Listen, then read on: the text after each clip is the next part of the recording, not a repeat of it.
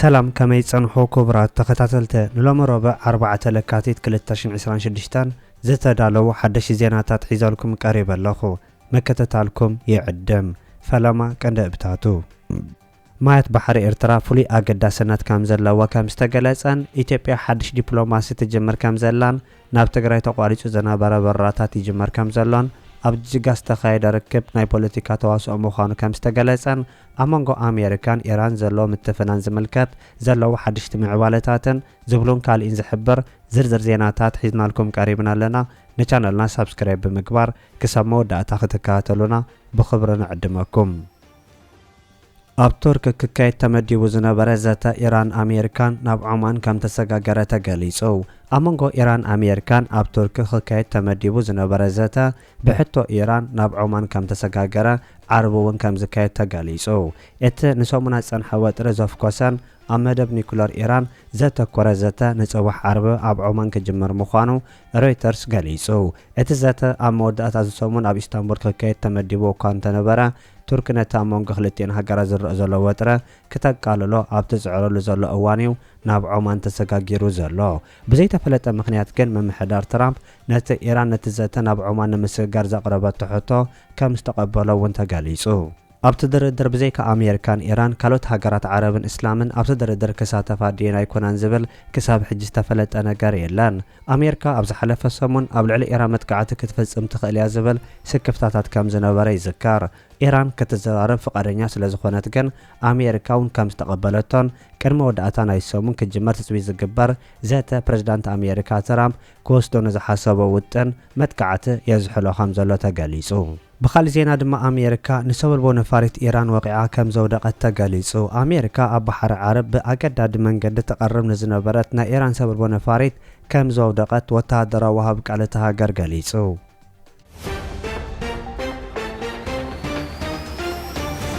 ود مرحلي بيان بر سيف الإسلام قدافة بتيت كم استقتل تقاليسو ود مرحلي بيان بر كوريل معمر قذافة سيف الإسلام قدافي بتيت كم استقتل تقاليسو أب حد أوان تكا قذافة كخون تثبيت زقبر لزنبرة ود 53 عامت سيف تمال سولس كم استقتل بوليتيكاو سلفار رقاقيسو طبقاو نما كان زينا أفي باب زهاب حبريتا 4 سبات زحاقف كوماندو نتقتلت أبتا زنبر الله كتما زينتان كم زفتصم حبيرو اتمت قعت زفتصم قجلة من مخانو زاقيد نصور ايكونن بانصارو حفتو أبتقا دوب ليبيان أرجريان كم زموتن تلفزيون ليبيا زغلصت كوينا سيف الإسلام دحر أبؤو قذافة زيادة صلوا زلو سب تباهيو ليغلص نيرو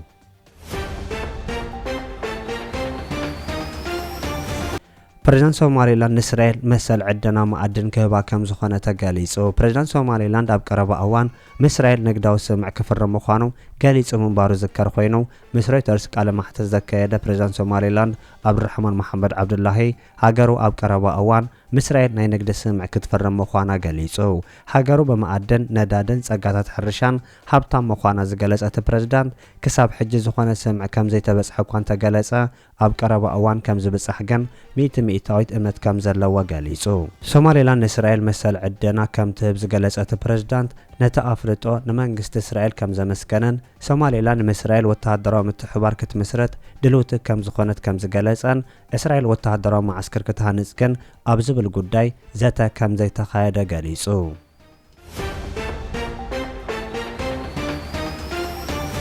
በራታት አዲስ አበባ ትግራይ ክጅመር ምዃኑ ተገሊጹ። ብሰንኪ ኣብ ሰሜን ኢትዮጵያ ዝተፈጠረ ግጭት ካብ አዲስ አበባ ናብ ትግራይ ኣብ ዘካየድዎ በራታት ደው ኢለን ጸንሓ ናይ ኢትዮጵያ መንገዲ ኣየር ሎም ምድብ ስራሕን ክጅመራ ምዃነን ተገሊጹ።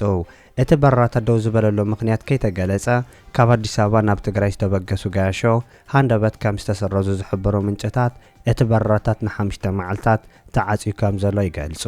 መንገዲ ኣየር ኢትዮጵያ ካብ ናብን አዲስ አበባ ኣክሱም ሽረ ሁመራን መቐለን ክንቀሳቐሳ ምጽንሑ ዝገልጹ ወገናት እቲ በራታት ሎም ክጅምር ምዃኑ ሓበሬታ ከም ዝበጽሖም ይገልጹ።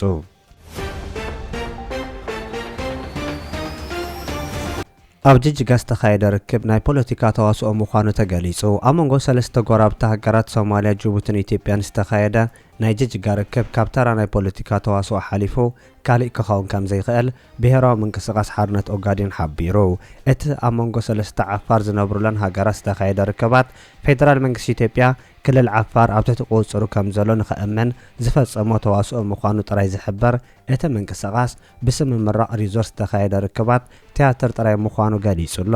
እቲ ናይ ሰለስተ ጎራብቲ ሃገራት ርክብ ናይ ኢትዮጵያ ስርዓት ንኤርትራ ንምንጻል ዝወሰዶ ስጉምቲ ምዃኑ እውን ዘመልከቱ ናይ ኤርትራ ወገናት ፖለቲካ ቀይሕ ባሕርን ዓፋርን ዝተኣሳሰር ምዃኑን ንናይ ኤርትራ ዓፋር ካብቲ ስእሊ ኣውፂኻ ዝኸውን ከም ዘየለዎን ምምልካቶም ተገሊጹ።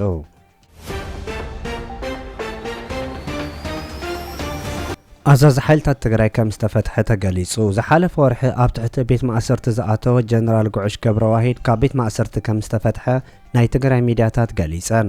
እቲ ብምንታይ ምኽንያት ኣብ ትሕቲ ቀይዲ ከም ዝኣተወ ንጹር ዘይጸንሐ ብርጋዴር ጀነራል ምጸላ ኣብ ዝገብሮ ርክባት ንኸቢድ ገበናት ተኸሲሱ ምጽንሑ ይግለጽ። ኣብቲ ክሲ ጸላእ ዝተባህለ መን ምዃኑን ሰራዊት ናይ ምፍራስ እውን ካልእ ዕላማ ከም ዝነበሮ ካብቶም ዝለኣኽውን ዝተዋህቦ ዕላማ ኣብ ምትግባር እውን ከም ዝነበረን እቶም ምንጭታት ክሕብሩን ከለዉ ኣብ ቤት ፍርዲ ቀሪቡ ጉዳይ ክስታቱ ክሰምዕን ክምግትን ከም ዝኽኣለ እውን ይሕብሩ።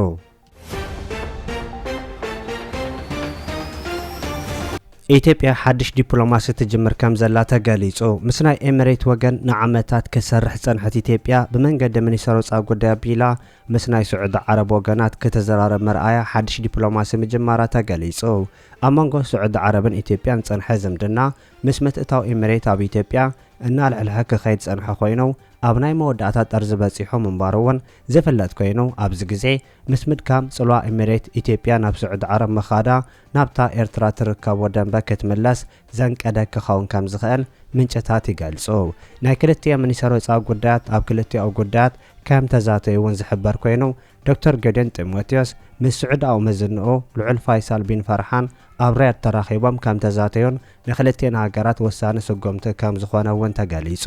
ኣብ መንጎ ስዑድ ዓረብን ኤሚሬትን ካብ ግዜ ናብ ግዜ እናዓበየ ክኸይድ ጸንሐ ተጻብኦ ምስ ናይ የመን ጉዳያት ተኣሳሲሩ ናብ ዝኸፍአ ደረጃ ምብጽሑ ዝንገር ኮይኑ ናይ ኢትዮጵያ መንግስቲ ምስ ክልቲአን ሃገራት ዝምድና ምፍጣር ክዕወት ከም ዘይክእል እውን ናይ ተኸባቢ ወገናት ይገልጹ።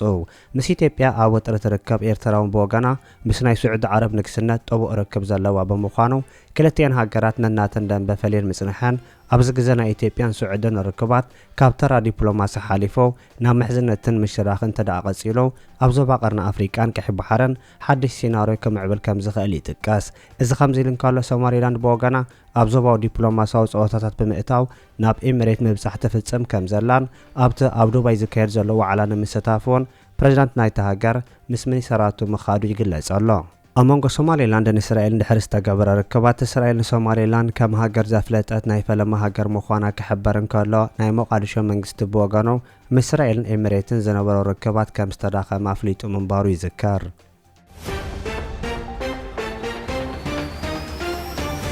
ማያት ባሕሪ ኤርትራ ፍሉይ ኣገዳስነት ከም ዘለዎ ተገሊጹ። እቲ ካብ ራስ ካሰር ክሳብ ራስ ዱምራ ተዘርጊሑ ዝርከብ ማያት ቀይሕ ባሕሪ ኤርትራ ፍሉይ ኣገዳስነት ከም ዘለዎ ተገሊጹ። ባሕሪ ኤርትራ ክሊማዊ ብልጫ ከም ዘለዎን ኣብቲ ባሕሪ ዘለዉ እንስሳታት ኣብ ካልእ ትረኽቦምን ከም ዘይኮኑ ኣብቲ ኣብ ገጻ ትዊተር ዝወፀ ናይ ሚኒስትር የማነ ገብረ መስቀል ጽሑፍ ሓቢሩ። እቲ ኣብ ሻባይት ንዝወፀ ጽሑፍ ምርኩስ ብምግባር ንዝተሓተመ ጽሑፍ እቲ ባሕሪ ጂኦግራፋዊ ኣገዳስነት ጥራይ ዘይኮነ ናይ ዓሰብን ምጽዋን ማእከልነትን ኣገዳስነትን ኣዝዩ ፍሉይ ምዃኑ ወሲኹ ይሕብር።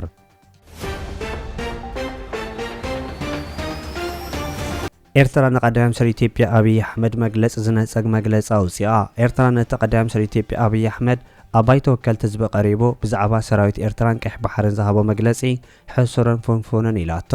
ቀዳማይ ሚኒስትር ኢትዮጵያ ኣብይ ኣሕመድ ትማለ ኣብ ባይተ ወከልቲ ሃገሩ ኣብ ዝሃቦ መግለጺ ሰራዊት ኤርትራ ኣብ እዋን ኩናት ትግራይ ስርቅን ቅትለትን ዝተፈላለዩ ከበድቲ ገበናትን ከም ዝፈጸመ ከሲሱ እዩ። በዝተቆጥዐት ኤርትራ መንግስቲ ኢትዮጵያ ኣብ እዋን ድሕርን ኩናት ትግራይ ንሰራዊት ኤርትራ ዝሃቦ ምስጋናን ሜዳልያታት ሃገርን ኣዘኻኺራ። ቀይሕ ባሕርን ኢትዮጵያ ንዘለኣለም ተፈላለዮም ክነብሩ ኣይኽእልን ዝበለ ኣብይ ኣዋጅ ኩናት ምዃኑ እያ ኤርትራ ነቒፋቶ ዘላ። ሚኒስትር ዜና ኤርትራ ኣቶ የማነ ገብረ መስቀል ኣብቲ ትማሊ ብመንገዲ ትዊተር ዝሃቦ መልሲ ቀዳማይ ሚኒስትር ኢትዮጵያ ኣብይ ኣሕመድ ንጉዳይ ጎቦታት ጎላን ምልዓሉ ኣብ ልዕሊ ኤርትራ ክውሰድ ንዝሕሰብ ሓላፍነት ዝጎደሎን ስውርን ናይ ኩናት ኣጀንዳ ምክንያት ንምግባር ዝዓለመ ኢሉ።